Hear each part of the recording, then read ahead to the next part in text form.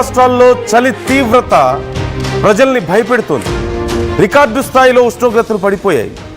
7 డిగ్రీల దాకా కొన్ని ప్రాంతాల్లో ఉష్ణోగ్రతలు పడిపోయాయంటే ఎంత భయంకరమైన చలి ఉందో ఒకసారి అర్థం చేసుకోవచ్చు.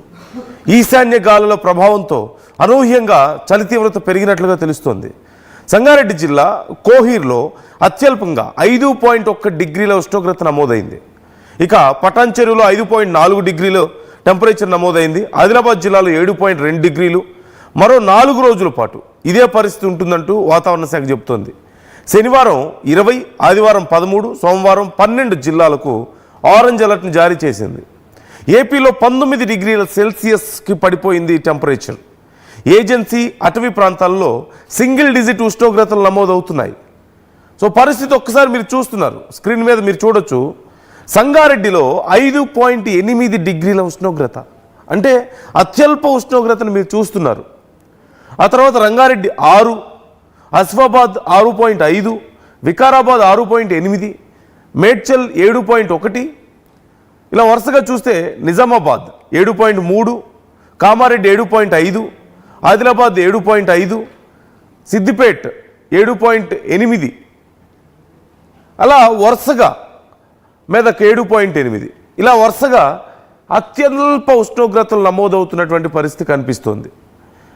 ఇక ఏపీలో సహజంగా లంబసింగి ప్రాంతాల్లో ప్రతి సంవత్సరం మనం చూస్తూనే ఉంటాం. ఆ చుట్టుపక్కల ప్రాంతాల్లో మన్యం, ఆ లంబసింగి, ఆ ప్రాంతాల్లో అత్యల్ప ఉష్ణోగ్రతలు నమోదవుతాయి. అక్కడ పరిస్థితి ఇంకా దారుణంగా ఉన్నట్లుగా తెలుస్తోంది. సో ఓవరాల్గా 2 తెలుగు రాష్ట్రాల్లో టెంపరేచర్స్ ఎలా ఉన్నాయో మనం తెలుసుకుందాం. రవినాయక్ మనకి ఆదిలాబాద్ నుంచి అందుబాటులో ఉన్నారు. ఆదిలాబాద్లో ప్రజెంట్ కండిషన్ ఏంటో ఒకసారి తెలుసుకుందాం.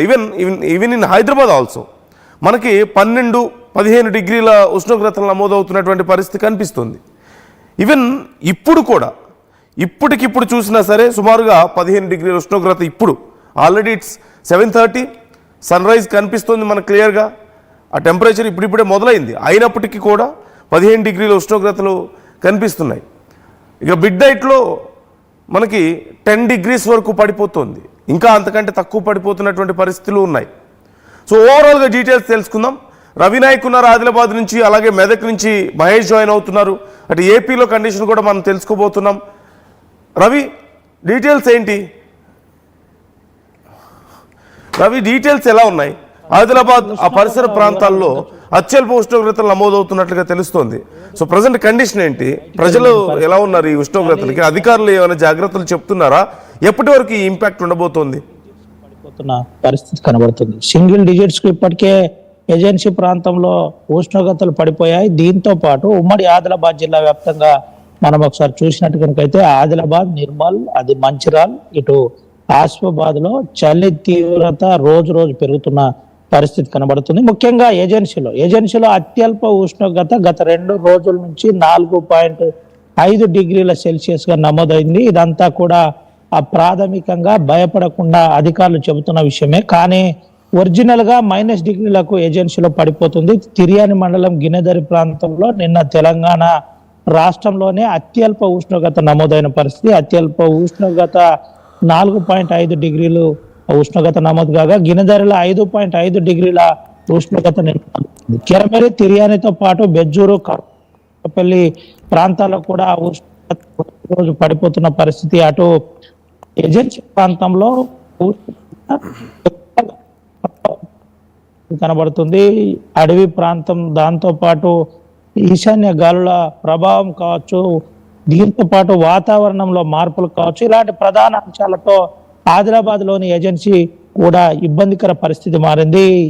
అటు తలమడుగు, తాంసీ నుంచి మొదలుకొని పలు ప్రాంతాల్లో, జైనత్ ప్రాంతంలో కూడా చలి తీవ్రత రోజు రోజు పెరుగుతుందని ప్రజలు చెబుతున్న పరిస్థితి కనబడుతుంది. నిర్మల్ జిల్లాలో చూసినట్టు కనుకైతే పెంబి, దసూరాబాద్ నుండి మొదలుకొని కడెం ఏజెన్సీ వరకు కూడా పరిస్థితి సేమ్ కనబడుతుంది. ఎక్కడ చూసినా చలి వణికిస్తున్న పరిస్థితి, దుప్పట్లతో నెగడ్లు కాపుకుంటున్న పరిస్థితి, నెగడ్లు పెట్టుకుంటున్న పరిస్థితి కనబడుతుంది. అయితే ఇటు మంచిర్యాల జిల్లాలో కూడా పరిస్థితి, చలి తీవ్రత రోజు రోజు పెరుగుతున్న పరిస్థితి కనబడుతుంది. ఉమ్మడి ఆదిలాబాద్ జిల్లా వ్యాప్తంగా కోటపల్లి, వేమనపల్లి లాంటి మంచిర్యాల జిల్లాలో కూడా -, డిగ్రీలకు నమోదయ్యే ప్రమాదం ఏమైనా ఉందేమో అని ప్రజల్లో అధికారుల్లో ఒక పెద్ద చర్చ కొనసాగుతున్న పరిస్థితి. అయితే సింగిల్ డిజిట్స్ కు ఉష్ణోగ్రతలు పడిపోవడంతో దీనిపై జాగ్రత్తలు అధికారులు కూడా తీసుకుంటున్నారు. అత్యవసరం ఉంటే తప్ప బయటికి వెళ్ళొద్దు అంటున్నారు. దీంతో పాటు ఎవరైనా నెగడ దగ్గర నిలబడితే నిప్పు ఉంటుంది కాబట్టి జాగ్రత్తగా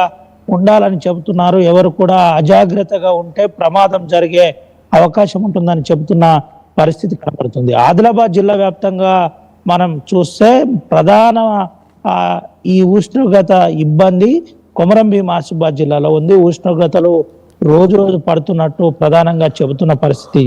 జిల్లా కలెక్టర్ వెంకటేష్ దోత్రేను కూడా ఆర్టీవీ నేరుగా కాంటాక్ట్ చేసింది, వివరణ అడిగే ప్రయత్నం చేసింది. అయితే నిన్న ఎన్నికలు 2వ దశ ఎన్నికలకు గాను అన్ని ఏర్పాట్లలో ఉన్నాం, కొంత బిజీ ఉన్నామని చెప్పినప్పటికీ ప్రధాన అంశం చెప్పే ప్రయత్నం చేశారు. తిరియాని, కెరమేరి, జైనూర్, సిర్పూరి, నార్నూర్ లాంటి ప్రాంతాల్లో ఉష్ణోగ్రతలు రోజు రోజు పడిపోతున్నాయి. అందరు జాగ్రత్తగా ఉండాలి. ముఖ్యంగా ఏజెన్సీ ప్రజలు అత్యవసరం ఉంటే తప్ప బయటకు వెళ్ళవద్దు. అస్తమా ఉన్న వాళ్ళు ప్రధానంగా దీంట్లో ఈ ప్రభావం ఎక్కువగా ఉండే అవకాశం ఉంది.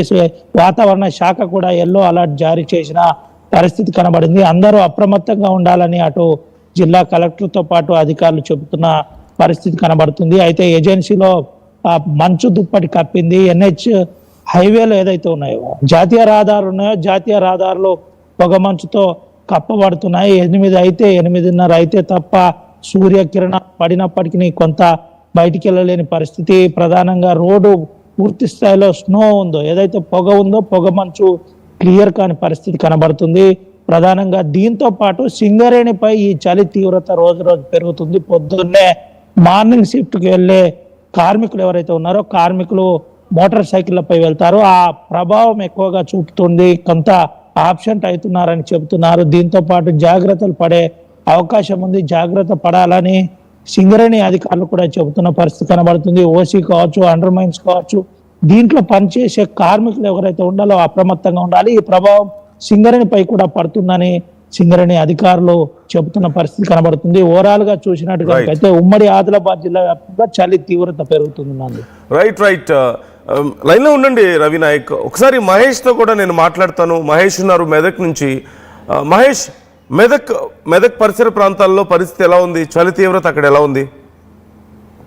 ఖచ్చితంగా అనందు, ఇప్పటికే ఉమ్మడి మెదక్ జిల్లా వ్యాప్తంగా చలి పంజా విసురుతుందని చెప్పుకోవచ్చు. ఎందుకంటే ఇటు సంగారెడ్డి, సిద్దిపేట, మెదక్ లో ఒక ఏజెన్సీ ప్రాంతాలు ఏవైతున్నాయో దట్టమైన అడవుల ప్రాంతాల్లో కూడా చలి తీవ్రత ఎక్కువగా ఉన్నట్టు మనకు తెలిసింది. మనం ప్రస్తుతం చూసుకున్నట్టయితే